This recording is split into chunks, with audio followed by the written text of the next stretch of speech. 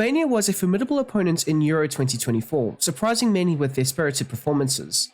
They scored the fastest goal in Euro history against Italy at just 23 seconds, netted a last-minute equaliser against Croatia, and pushed Spain to the limit. Under Sylvinho's guidance, Albania have exceeded expectations with their tactical acumen and resilience. Here's how you can replicate their tactics in FC24. Typically, Albania set up in a 4-2-3-1 system, but when out of possession of the ball, they would more or less shift into a 4-4-1 shape. This allowed for two compact banks of four to formulate, allowing for a strong defensive outlet to occur whilst also providing quick transitions for the counter-attacks. Everything about this Albania side is about high intensity and high pressure, and that is exactly what this formation and these tactics tend to do. We saw versus Italy in 23 seconds, they opened up the scoring. We saw versus Croatia as well, they were very good at early doors, just pressing the opposition, probing, forcing mistakes, forcing errors, and eventually putting the ball in the back of the net themselves. And they were somewhat very unlucky versus Spain to not be able to finally put together those one or two extra passes in that final third and eventually put the ball in the back of the net. So it's all about high tempo, high energy, and a lot of transition football.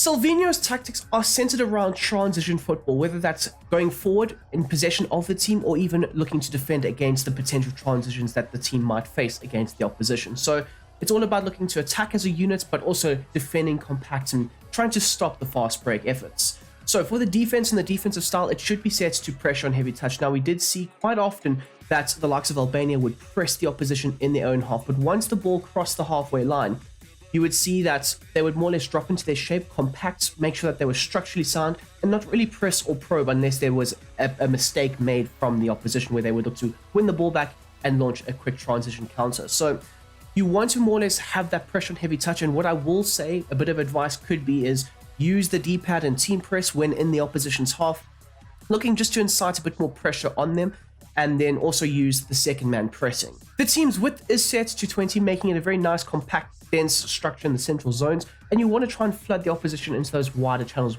having them whipping the crosses and trying to beat your defenders in the air, which, to be fair, is quite difficult to do, as the centre-back pairing for Albania in Jim City and I think it was Ayeti last night, they were very good, very strong, very aerially dominant. Also Kambula as well, very good in the air. So you want to try and have the opposition try and beat you from those wider areas. It will be very hard and very difficult for them to pass through your midfield. And essentially with this condensed structure, it allowed you to limit the space between the defenders as well as between the lines. The defensive shape of this side looked to more or less operate in a mid-block. So therefore, a depth of 55 tends to do this quite effectively and replicates exactly what Albania were capable of doing quite well. When in possession of the ball, you would see the centre-backs occasionally, get nice and high up the field and be involved in the ball retention, ball rotations. And you also want your centre-backs being very involved in potentially playing those 1-2 passes, especially further forward. You do see a lot of vertical passing with the system, but at the same time, with this defensive structure set in place, it can help the team maintain that cautious approach, especially against the transition attacking football that you might see up against one of your opponents. The offensive outlet of this side was all about transition football, looking to win the ball back and play 1 or 2 passes and then get runners in behind, looking to exploit the space. Now, I will also say the long ball approach is also going to be a massive factor in the success of this side, and that just helps you bypass a lot of the midfield zones at times. So you do want to have runners, you do want to have that quick build-up play, you want your fullbacks on the odd occasion bombing forward and attacking and helping supply in those wider areas, and all that will be achieved with the fast build-up approach. But you also need to implement the long ball style of player as well, whether it's one of the centre-backs or even the defensive midfielders collecting the ball and then spraying it further forward, either into the wider channels or straight up front to the striker, who does have some impeccable hold-up play ability or even the ability to link up the play and run in behind himself. The chance creation links up quite well with the fast build-up play, being set to direct passing. Now, this will incite a lot of vertical passes, a lot of forward passes into the attacking zones. Getting those runners in behind, penetrating the opposition's backline will be one of the key features of your attacking out there, looking to consistently keep the opposition on their toes and get those runners in behind. So you want to have the ability to knock the ball into the striker or into one of the wider channels and have them try and exploit the opposition with that fast movement that they do possess. Albania did try and stretch the opposition on a horizontal plane, looking to try and generate as much space centrally for the midfielders and the striker to try and work with. At the same time, you do want to have that good combination play between your fullbacks and your wider midfielders, looking to try and generate a lot of the attacking outlets down those wider spaces. But at the same time, as well, you would often see the wider midfielders drift inside and combine very effectively and efficiently with that space and those other midfielders. The crosses in the box will be set to 6, as Albania did commit several players into the attacking zones to pose a threat for the potential crosses or cutback opportunities without having to sacrifice too many attackers in that final third, so that if the ball was turned over or the cross wasn't sufficiently put in and it was, given away, they could still look to try and get into their shape and protect themselves against the potential counter-attack. And then finally, people, the corners and the free kicks should be set to 4. Taking a look at the individual player roles in the system, starting off at the back with Strakosha, who will be set to be cautious with crosses. He doesn't tend to leave his line as much and be aerially dominant. He will more or less rely on the back line to try and deal with those aerial threats when they are fired into the box. At the same time as well, he will be set to maintain a balanced approach for saving outside of the box. Now, essentially, you are playing a mid-block, so you don't need him off of his line as much, sweeping up behind the back line, and at the same time he is seen as more of a traditional base goalkeeper where he will look to stay on his line and try and make the 1v1 save. The two centre backs will be set to conservative interceptions in order to have them try and maintain the structural integrity of this back line at times, not being sucked into the aggressive play from the opposition, looking just to maintain the line and make sure it's very difficult for the opposition to go ahead and break them down. You will also see that I have gone ahead and narrowed them and their natural positioning just to make sure that they are very much situated in the central areas of the park. The two fullbacks in the system will have identical roles, and that is having a balanced attacking run. Now, they do have the opportunity to get forward and they will take that every now and then, but I did also notice that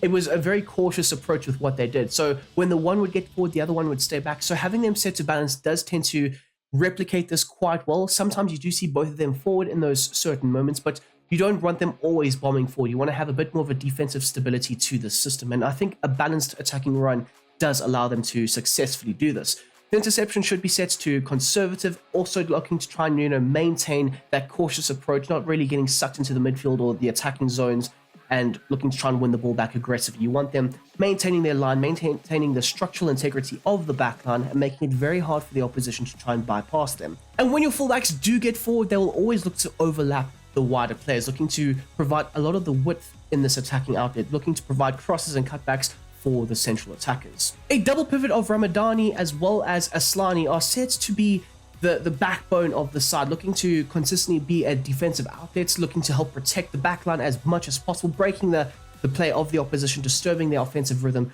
and looking just to deter them from those central zones. Now, also, you will see that I have naturally positioned them in those slightly wider areas. Now, this will help them at times tuck into this backline, formulating either a back 5 or a back 6, depending on how deep they drop.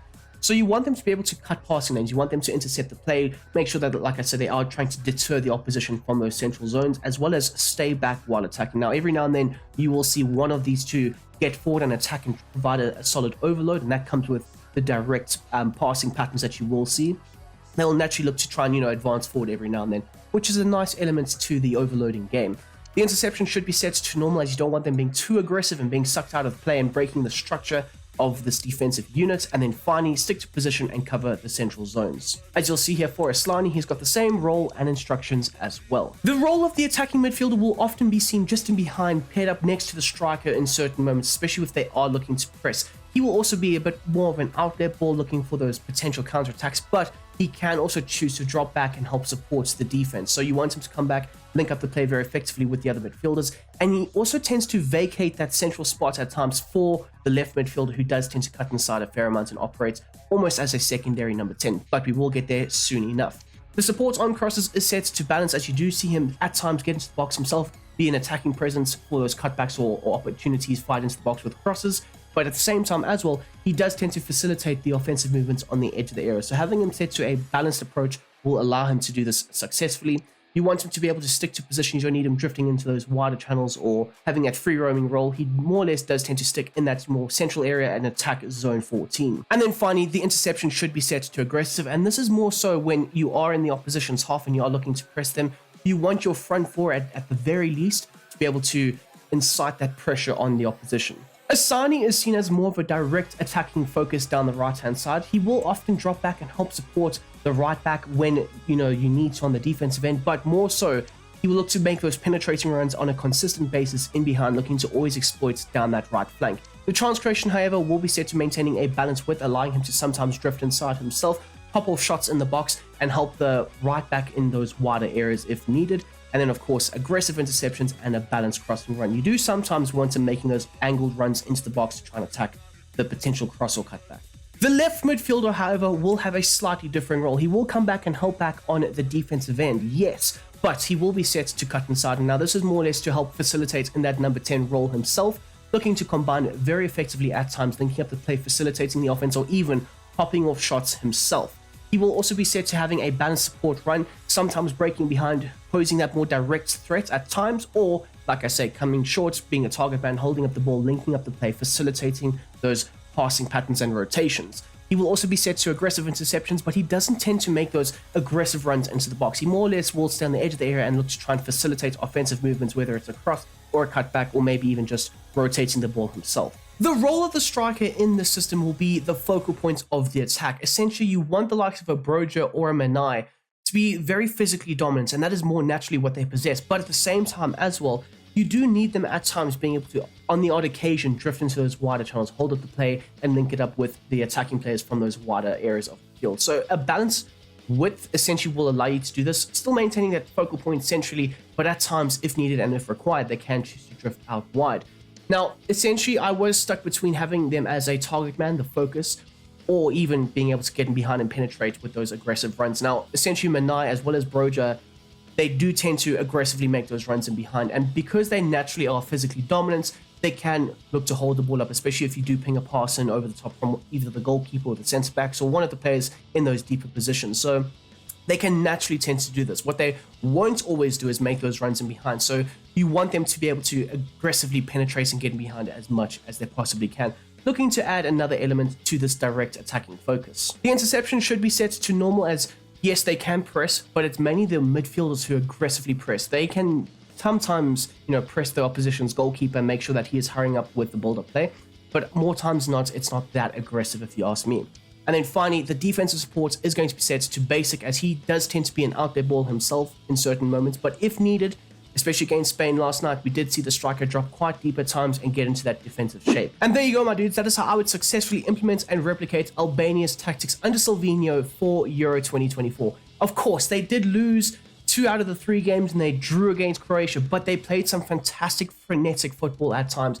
And honestly, people, these tactics to use in your game, especially for a team like Albania, are a lot of fun to go ahead and implement. So in terms of my rating for this system, I'm going to give it a 7. Now, essentially, I don't like just counter-attacking transition-based football, but just in terms of like how it displays and how much fun you do tend to have with it, I'm going to bump it up just a little bit. I mean, you very rarely have control of the game, but the chaos and the havoc that you cause it's a lot of fun.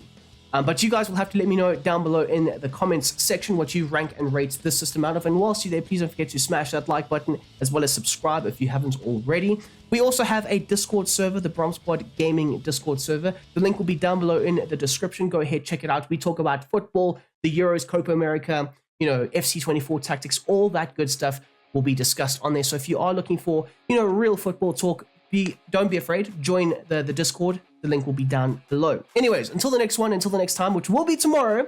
We've got an exciting one coming out tomorrow. I hope you guys have a smashing goddamn day, and I'm out of here. Peace.